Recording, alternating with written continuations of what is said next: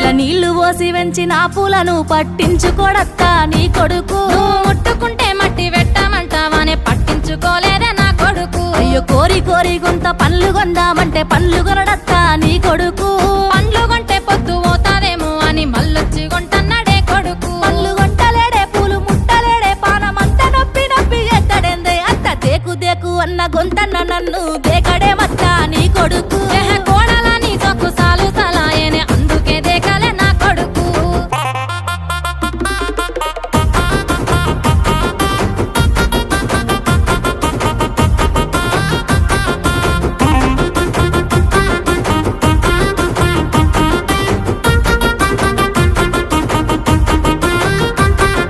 గుడిసెలున్నగా గుల్లనియమంటే లొల్లి చెత్తాడత్తా నీ కొడుకు.